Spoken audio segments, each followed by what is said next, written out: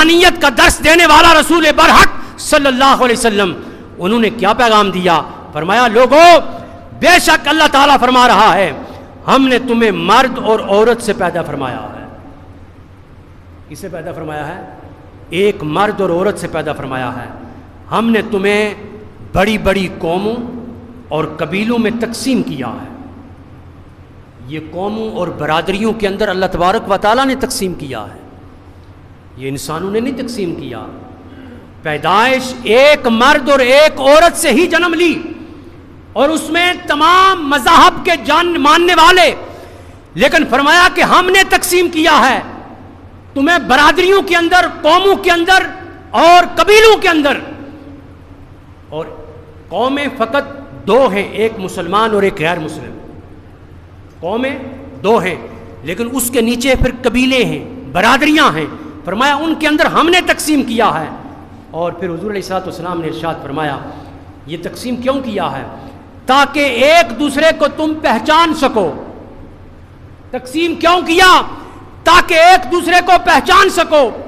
اچھا پہچان کیا ہے؟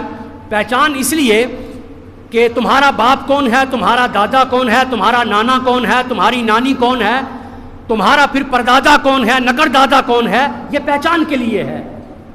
یہ رشتے بنائے ہیں، بہن بھائی کا رشتہ ہے، میاں بیوی کا رشتہ ہے، تو فرمایا یہ رشتے، یہ برادریاں، یہ صرف اور صرف پہچان کے لیے ہیں۔ اور پھر فرمایا کہ اللہ کے نزدیک تم میں زیادہ باعزت وہ ہے جو تم میں سے سب سے زیادہ تقوی والا ہے۔ یعنی انسانیت، مساوات انسانیت کا درس دیتے ہوئے حضور نے فرمایا کہ کوئی بھی تم پر فوقیت کسی ایک قبیلے کو دوسرے قبیلے پہ کوئی نہیں ہے۔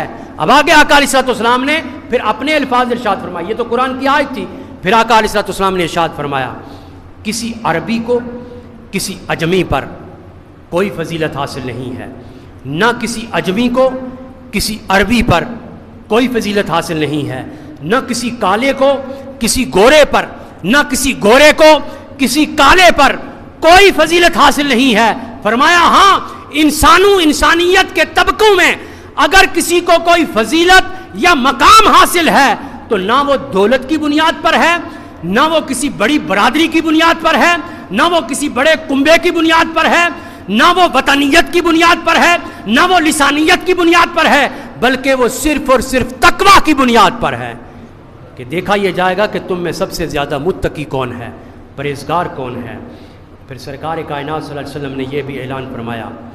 اچھا جب یہ اعلان فرمایا نا آقا علیہ الصلوۃ والسلام نے، تو اس وقت جو ہے مختلف قوموں اور خاندانوں کا ما فوق البشر ہونے کا عقیدہ قائم تھا۔ اچھا وہ کچھ اپنے آپ کو بہت سارے لوگ بشر بھی نہیں کہتے سمجھتے تھے، یعنی اس زمانہ جاہلیت کی بات کریں تو وہ اپنے آپ کو ما فوق البشر، یعنی یہ عقیدہ بھی تھا۔ ایک دوسرے پر برتری کا جو احساس تھا وہ اتنا بڑھ چکا تھا کہ لوگ خود کو اللہ تبارک و تعالیٰ کی اولاد قرار دے رہے تھے۔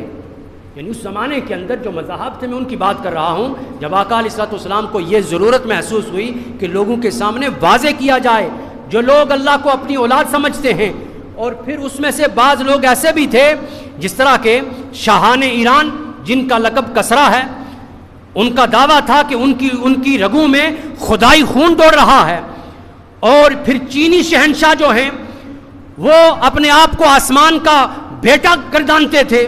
تو اس طرح عہد جاہلیت کے عربوں کا جو اعتقاد تھا اس کو سرکار کائنات صلی اللہ علیہ وسلم نے اپنے پاؤں تلے روندا۔ وہ سمجھتے تھے کہ ہم ابراہیم علیہ السلام کی اولاد ہیں، بیت اللہ کے نگہبان ہیں اور مکہ کے باشندے ہیں، لہٰذا نسل انسانی پر ہمارا تسلط ہے، ہم سب سے افضل برتر ہیں، ہم سب سے اعلیٰ ہیں۔